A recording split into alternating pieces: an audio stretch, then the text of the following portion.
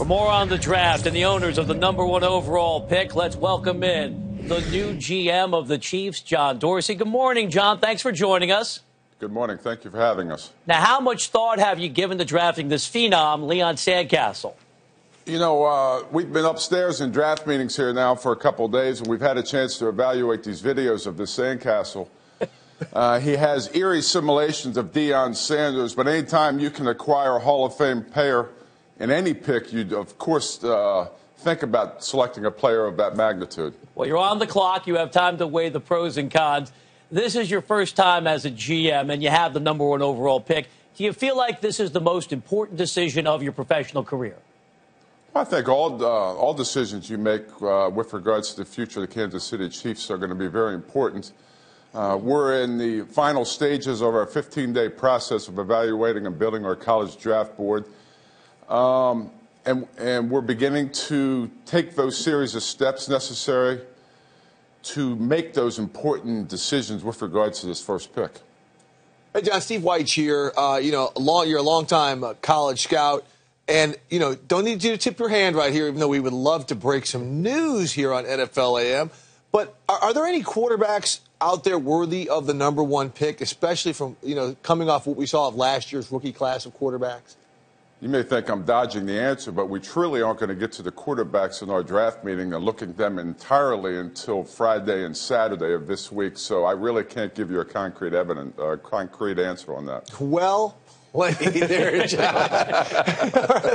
John, you also come from Green Bay, and that was a franchise that tended not to dabble in top-tier free agency. You guys would just kind of fill in the gaps with free agents somewhere along the line. Will that be the course of action in Kansas City, or do you expect to be active in free agency? Well, like we said earlier, we're going to be selective in free agency.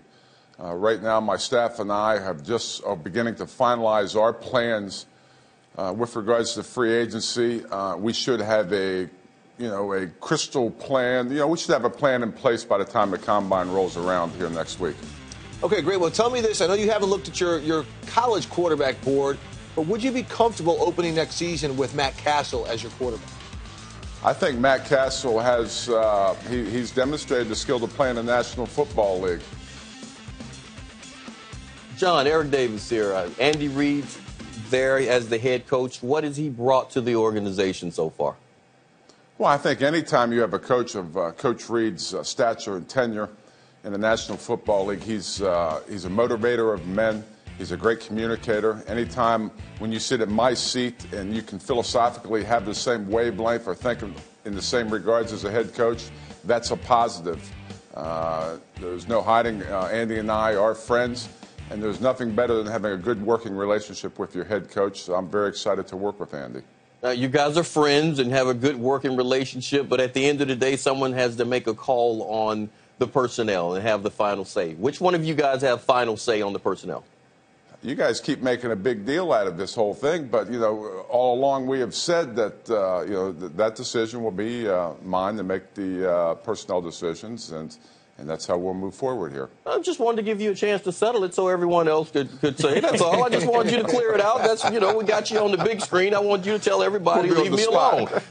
That's all. Just doing that now. Another guy you got to make a decision on is Dwayne Bowe. What are the odds and what are the chances that he's going to be in a Chief uniform next year? Well, everybody knows he's a very talented player. Again, we are in the final stages of putting our plans together with regards to not only free agency but our team as well. And I believe when we get to the combine, we'll be ready to address those questions.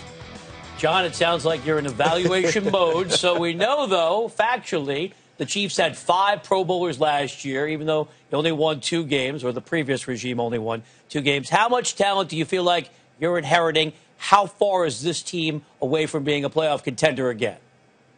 This is the roster does, in fact, on the top have some really good players. I still think we need to add some depth with regards to the overall roster structure. What I'd like to do not only is be selective in free agency, of course, get the best possible draft picks we can, but as a personnel guy, you want to build that roster up from 53 to 43 and make that talented. You want to make training camp very competitive, and why the time you go into training camp, you want to make sure that you have the best competitive roster you possibly can have. John, it seems like being a GM is one of the most intensive positions in all of sports. You have no downtime. You're focused specifically right now getting ready for the draft. What do you know about this job now that you're immersed in it that you didn't know before you got hired? There's not much sleep. Welcome to our world. That's right. All I know is I wake up at 5:15 in the morning. I'm talking to people on the East Coast at 5:30 driving to work, which is 6:30 East Coast time. And I normally go to bed between 10 and 10:30 at night. But you know what? It's an awesome challenge. And anybody in my position would readily accept this challenge, and I look forward to it. We appreciate you joining us on NFL AM. Since we keep the same hours, we'll send you a mug. Hope we'll have a chance to chat again in the future, and good luck with the draft. You know, as much coffee as we've been drinking in these meetings, I'm going back upstairs to the meetings now, gentlemen. We got you caffeinated and fueled. Thank you, John. Have a great day.